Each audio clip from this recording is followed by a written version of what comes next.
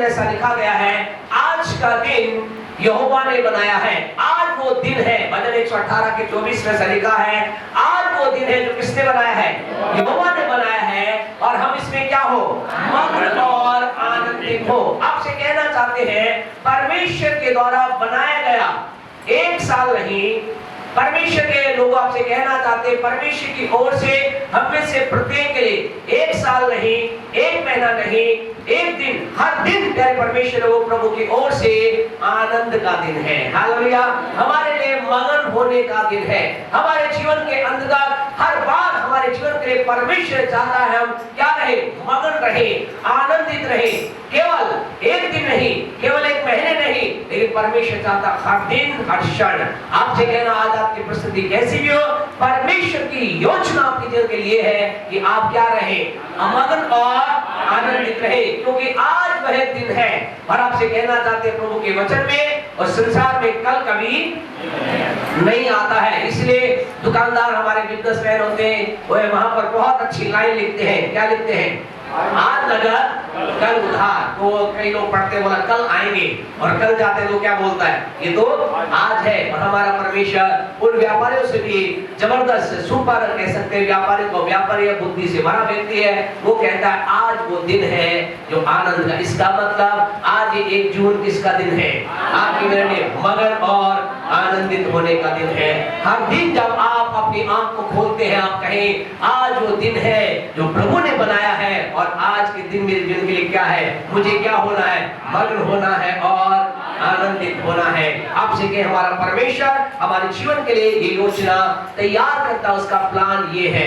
लेकिन लाइफ के अंदर कई बार ऐसा होता है, आदमी आनंदित हर दिन नहीं रह सकता।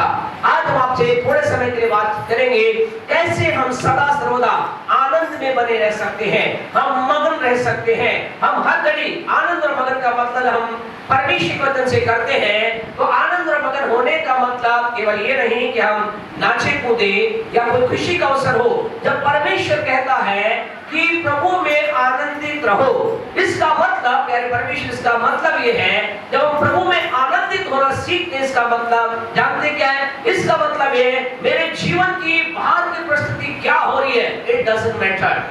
मेरे बाहर क्या कुछ हो रहा है, इसका कोई महत्व नहीं है, लेकिन मेरे अंदर still I feel and I receive a great peace. मेरे जीवन में परिस्थितियां को कैसी आ रही है, इसका कोई मतलब नहीं, लेकिन मेरे अंदर में क्या महसूस करता? एक बड़ी शांति को महसूस करता।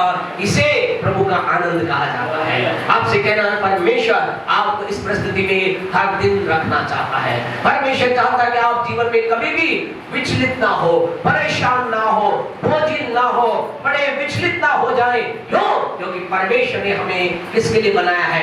आनंदित होने के लिए बनाया है। आज हम परमेश्वर के वचन से इस बात को देखेंगे, कैसे मैं जीवन के हर परिस्थिति के अंदर, जीवन के हर पल के अंदर सुकून से रह सकता हूँ, शांति से रह सकता हूँ। आज आपके जीवन का जो कुछ भी चल रहा है, आपसे कहना, अगर प्रभु का आनंद आपके बीच जीवन में है, आप विचलित नहीं होंगे, आप परेशान नहीं होंगे, आप डिस्टर्ब नहीं होंगे, आप ये नहीं कहेंगे मेरे जीवन ना जाने क्या हो रहा है। लेकिन उस परिस्थिति के बीच में भी you will be feel a cool state in your life. आप अपने जीवन का एक बिल्कुल ठंडी स्थिति, एक शांति की स्थिति, एक ऐसी स्थिति महसूस करेंगे, आपको लगेगा मैं क्या हूँ, जैसे गर्मी के मौसम में एक झील के किनारे में बैठा हो और ठंडी ठंडी हवाएं चल रही हैं। कैसा महसूस होता है? शानदार लगता है। आपसे कहे, आप और मैं ऐसा ही महसूस करते हैं जब हमारे अंदर क्या होता है? जब हमारे अंदर प्रभु का आनंद होता है। When we have the joy of Lord in our life। और आज हम प्रभु के वचन में से एक दो बातों को देखेंगे, कैसे मेरे जीवन आनंद बना रह सकता है। जल्दी से हमारे साथ जो बाइबल पढ़ने वाले भाई लोग यहाँ बैठे हैं, वो पढ़ने में हमारी मदद करेंगे। बाकी लोग स्क्रीन पे देख सकते हैं, अपनी बाइबल देख सकते हैं। फिलिपियों की पत्री इसका 3रा अध्याय, बुक ऑफ फिलिपियंस चैप्टर 3 और उसके 7वें उसके एक पहले वचन को पढ़े, 3 का 1 पढ़े। फिलिपियों 3:1। इसलिए हे मेरे भाइयों, प्रभु में आनंदित रहो। इसलिए हे मेरे भाइयों, से बहनें भी जुड़ी है, प्रभु में क्या रहो? आनंदित रहो। यहाँ प्रभु के एक जन यह बात कर रहा है, लोगों से क्या कह रहा है? वो कह रहा है, मैं तुमसे चाहता हूँ कि तुम क्या रहो? प्रभु में आनंदित रहो, अर्थात तुम्हारे जीवन में हर समय क्या रहो, शांति को महसूस करो। अर्थात तुम्हारे जब हम कह रहे हैं प्रभु में आनंद की जब बात करते हैं तो इसका मतलब के लिए मत सोचना कि मेरे जीवन में कुछ अच्छा हो रहा है और इसके अंदर खुशी की बात है। प्रभु में आनंदित रहने का मतलब एक बार फिर आपको बताना चाहते, मेरे जीवन के अंदर बहुत बड़ी आशीष आ गई है, फिर भी मैं क्या हूँ, एक बहुत ही स्थिर अवस्था में हूँ। मेरे जीवन के अंदर बहुत कुछ उल्टा पुल्टा चल रहा है, फिर भी मैं एक बहुत बड़ी शांति में, इससे कहते हैं प्रभु का आनंद। और यहाँ प्रभु का दास कह रहा है मैं तुम्हें कहना चाहता हूँ कि प्रभु में क्या रहो, तुम आनंदित रहो। थोड़ा सा वो और आगे चलता है, चौथे अध्याय के वो चलता है प्रभु का दास, उसके 4 वचन में वो क्या बोलता है, पढ़े। प्रभु में सदा आनंदित रहो। वो कह रहा है कि प्रभु में सदा आनंदित रहो। मैं फिर कहता हूँ, फिर वो कह रहा है कि मैं एक बार फिर तुमसे कहता हूँ आनंदित रहो। आनंदित रहो। आपसे कहना चाहते हैं, एक बार नहीं बार बार वो कह रहा है, मैं तुम्हें कहना चाहता हूँ, मैं तुम्हें बताना चाहता हूँ, जीवन की परिस्थिति में, हर परिस्थिति में क्या रहो, शांति को महसूस करो। जीवन की हर परिस्थिति का कूल बने रहो। और वो कह रहा है मैं एक बार फिर तुमसे कहता हूँ, बार बार मैं तुमसे कहता हूँ। वो क्यों कह रहा था, वो बार बार वो कह रहा था कि लोग इस बात को समझे कि परमेश्वर के जीवन में आनंद को देना चाहता है। और वो कैसा व्यक्ति था, वो जीवन के अंदर कठिन परिस्थिति गुजर रहा था, जीवन में उसके अच्छा कुछ हो नहीं रहा था, उसके जीवन में उथल पुथल मच रही थी। और वो क्या था, वो खुद अपने आप में बड़ा ही क्या था, विचलित था, परेशान था, ऐसा नहीं था। वो केवल उपदेश नहीं, आज संसार में क्या है, उपदेशक बहुत ज्यादा है। किसी से पूछो, किसी को बोलो भैया मेरे पेट में दर्द है, क्या करेंगे, 50 डॉक्टर आपको बिना बताए आप एक डाल दो, एक व्हाट्सएप के ग्रुप में डाल दो, डालना मत, कुछ भी डाल दो कि मेरे ये हो गया है, आंख में थोड़ी जलन हो रही है। देखो आपको कितने डॉक्टरों के आपके पास क्या आएगा, मैसेज आ जाएगा, भैया थोड़ा सा क्या करना, थोड़ा सा क्या करना, गुलाब जल डालना, ठंडा पानी डालना, गीला कपड़ा लगाना, ये करना। और खुद जब उनके होता है वो कुछ नहीं करते। आज की सुबह आपसे कहना था कि ये व्यक्ति जीवन के अंदर लोगों को कह रहा है प्रभु में आनंदित रहो, लेकिन इन सारी बातों के बीच में अगर किसी व्यक्ति के खुद की गवाही देके क्या कह रहा है, फिलिप्पियों 4:10 बड़ी मेहरबानी से, फिलिप्पियों की पत्री 4:10। हाँ जी, मैं प्रभु में बहुत आनंदित हूँ। हालेलुया।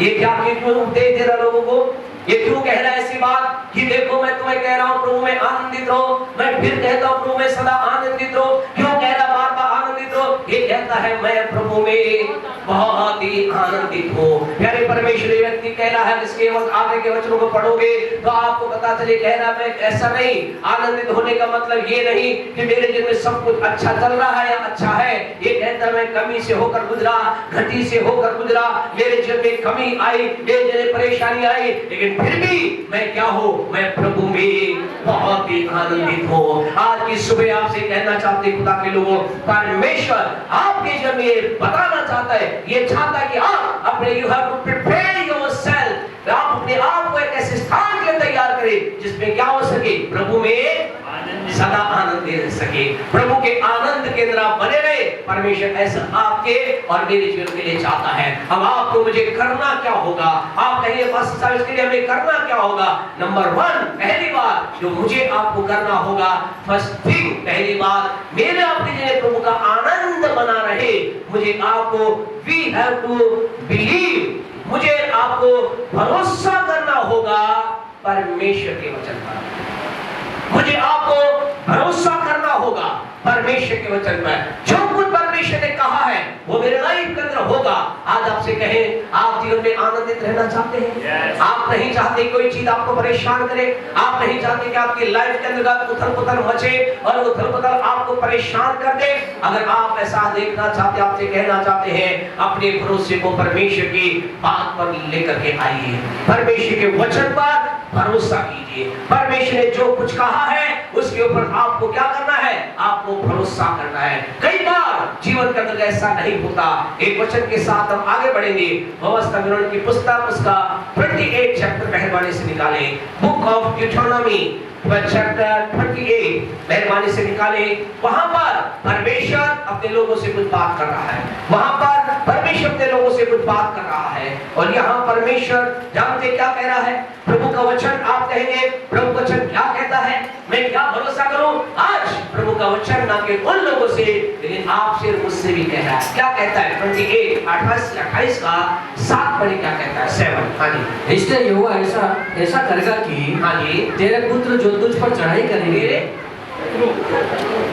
तेरे शत्रु हाँ। जो तुझ पर चढ़ाई करेंगे, हाँ, जो तुझ पर चढ़ाई करेंगे वह तुझसे हार जाएंगे। वे एक मार्ग से तुझ पर चढ़ाई करेंगे, हाँ जी। परंतु तेरे सामने से 7 मार्ग से होकर भाग जाएंगे। परमेश्वर के लोगों, परमेश्वर का ये वचन आपके लिए है, परमेश्वर का वचन मेरे लिए है। परमेश्वर कह रहा मैं तुम्हें बताना चाहता हूँ, तुम्हारे जो शत्रु हैं, मेरे आपके कई प्रकार के शत्रु हैं, कई शत्रु मेरे आपके जीवन में है। परमेश्वर क्या कह रहा है? मैं तुम्हें बताना चाहता हूँ तुम पर क्या शत्रु तुम पर क्या करेगा? चढ़ाई करेगा। कैसे चढ़ाई करेगा? एकजुट होकर चढ़ाई करेगा, एकता के साथ चढ़ाई करेगा। वो एक साथ मिलकर के चढ़ाई करेंगे। वो सब कहेंगे आओ हम क्या करें, इसको क्या कर दे, नाश कर डाले। आओ इसके जीवन को हम क्या करें, खत्म कर डाले। आओ इसकी लाइफ को हम खत्म कर डाले। आपसे कहना चाहते हैं शत्रु कोई भी हो सकता है, बीमारी ये शत्रु हो सकता है, धन की कमी ये शत्रु हो सकता है, बिजनेस का ना चलना ये शत्रु हो सकता है, आपका कोई व्यक्तिगत व्यक्ति ये शत्रु हो सकता है। परमेश्वर कह रहा है वो तेरे पास बड़ी एकजुट होकर आएंगे और वो सारे क्या कहेंगे? आओ हम क्या करें, अपने बल के द्वारा, अपनी ताकत के द्वारा, अपनी सामर्थ्य, आओ हम क्या करें, इसे नष्ट कर डाले। ऐसा कह करो आपके मेरे ऊपर क्या करेंगे? चढ़ाई करेंगे। आपसे कहना चाहते आप में से कई लोग आप जीवन के अंदर शायद अपने जीवन में कुछ शत्रुओं को अपने जीवन में चढ़ाई करते देख रहे होंगे। और जब उस शत्रुओं पर चढ़ाई करता है, व्यक्ति के जीवन में क्या समस्या आती है? व्यक्ति उस शत्रु की तरफ देख करके क्या हो जाता है?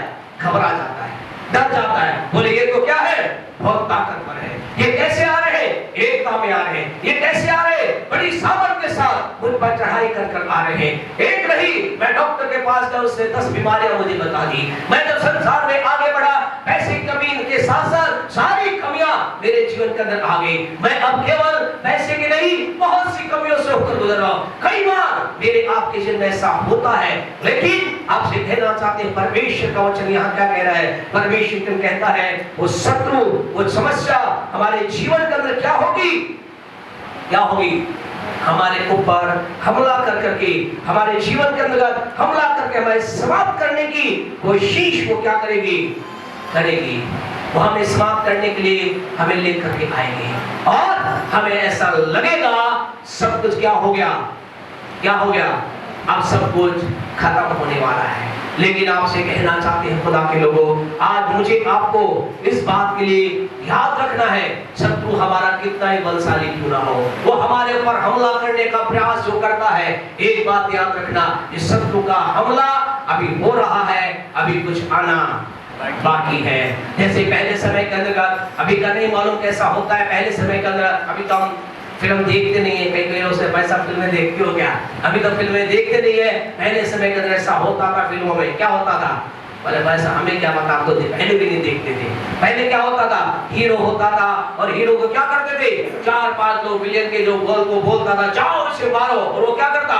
उसे मारता था, लहूलुहान कर देता था। और हीरो क्या है? बिल्कुल तरह से क्या पड़ा? नीचे पड़ा है। और पीछे से फिर एक आवाज आती, उसकी माँ की आवाज आती, और खड़ा हो तुझे बदला लेना है। और वो क्या लहूलुहान हीरो है और क्या कर रहा है? वो खड़ा होता है, पता नहीं कैसे घूमता है और उठकर मारता है विलन के और वहीं धराशायी हो जाता है। आपसे कहना चाहते खुदा के लोगों, आपको मुझे कहना चाहिए बात, शत्रु हम पर चढ़ाई करके सोचता मैंने खत्म कर दिया, लेकिन शत्रु को मालूम नहीं अभी आपका वार आना बाकी है, अभी मेरा वार आना बाकी है। यानी परमेश्वर आपकी सुबह आपसे कहना चाहते, कई बार हमें ऐसा लगता है मैं पस्त हो गया, मैं खत्म हो गया, मैं नाश हो गया, मुझे चीजों ने गिरा दिया है, अब कोई आशा मेरे लिए बची। लेकिन यहाँ परमेश्वर की व्यवस्था में 28 के 7 के अंदर क्या लिखा है? यहाँ हमने पढ़ा परमेश्वर क्या कहते हैं? शत्रु तुझ पर क्या करेंगे? चढ़ाई करेंगे। वो आगे आएंगे और आगे ऐसा लिखा वो 7 मार्ग से क्या होगा? परमेश्वर ऐसा अनुग्रह करेगा, उन्हें 7 मार्ग से भागना होगा।